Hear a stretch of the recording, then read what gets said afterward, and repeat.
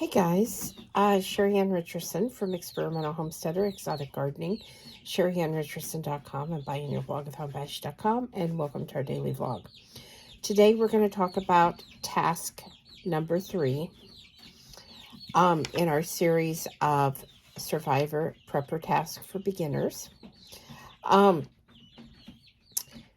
of these tasks are not, it's not that a beginner couldn't do them. That's not what I'm trying to say.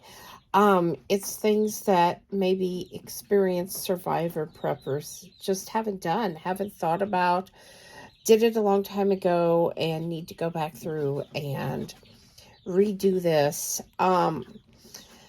So task number 3 is carving out a safe place for your supplies. You know, we all buy things and sometimes they get set wherever. They don't get put in their home. They get forgotten about. They get put down in a storage tote or in an out-of-the-way place that you don't think about it. So in your home or someplace nearby, you want a cool, dry place to store your food supplies.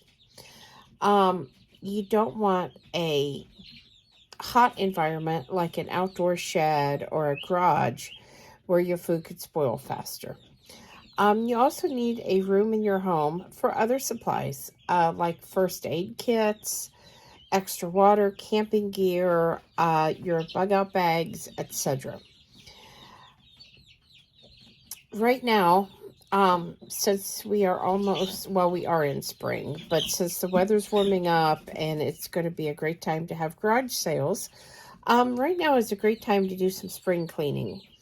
You can get rid of some stuff that you no longer use. You can free up some space for some must-have equipment. You can get some money to buy some of those larger items that you may be wanting that possibly you can't afford, because let's face it, we all have, budget issues, especially with the cost of everything going up. So, as some of you know, we are having our foundation redone, and that will start on Monday and hopefully be done by the end of next week. I'm very, very nervous about it. I'm going to have strange people in and out of the house. We're going to have a lot of work done. The whole house is torn up and stacked up because the stuff in the basement has to come out of there so that they can pour the new foundation. And when they're done, hopefully, that I better have, let me put it that way, I'm going to have a area that's going to be dry and clean and usable. And I am super, super excited about it because the house is very small. It was built in 1935 by the previous owner. And so I've always felt like, I'm really crowded, especially with canning food and, dehydrating food and all the different things that I do. It's just always felt like there's never enough room.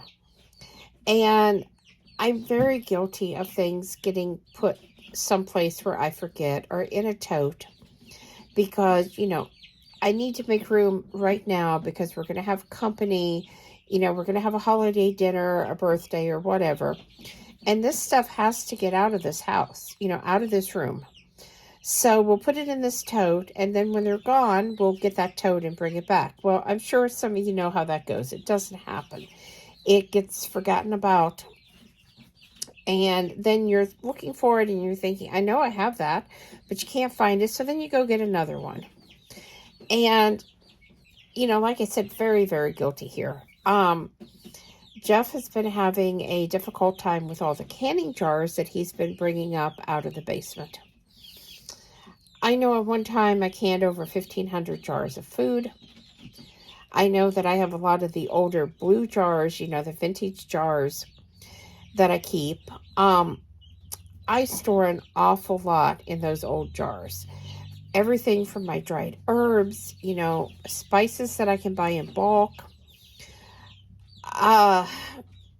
dehydrated food.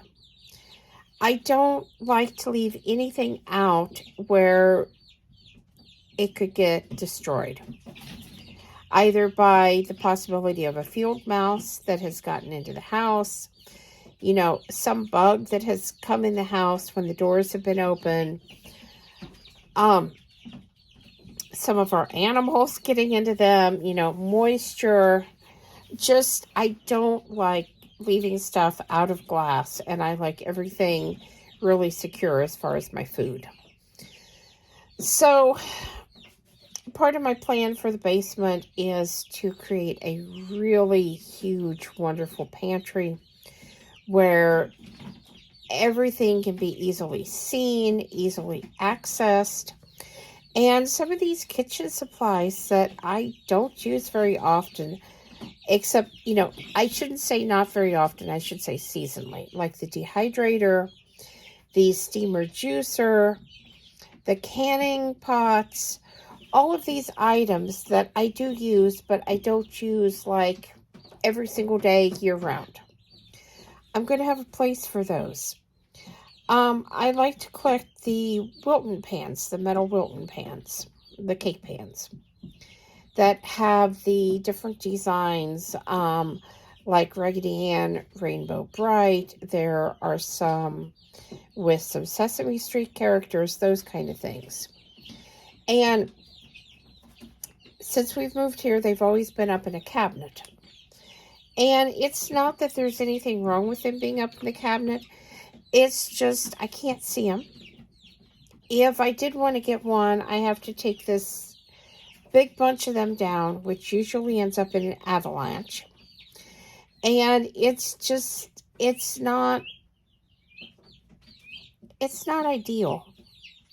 So I like to do some cake and cookie decorating. Those kind of items are packed away in plastic drawers, kind of stacked. And one of my thoughts was, I could organize this a lot better. I could get different size little containers with lids to put these in, and I could label them so that everything is really easily accessible. And I think this is important, for our survival supplies. How can I put up 100 quart of water, if I wanted to put up 100 quart of water, if I have no place to store that? That's kind of hard. At the time that I canned 1,500 jars of food, we was using the basement. And then we found out that the basement had so much humidity that it was causing problems with the jars. It was actually causing the moisture to condense on the outside of the jars, and then they wanted to grow mold, which is really disgusting. So we had to end up not using the basement. And this is the kind of area, maybe not a basement, but you need a dedicated area for all of your food, your survival supplies. I mean, let's face it, it's not all going to go in a bug-out bag. So you need some place to put those where you can see what you have. It's accessible to you, and you can get some use out of it. Because, the other thing is, if you're never going to use it, if you're going to just let it sit there for someday, what's the point?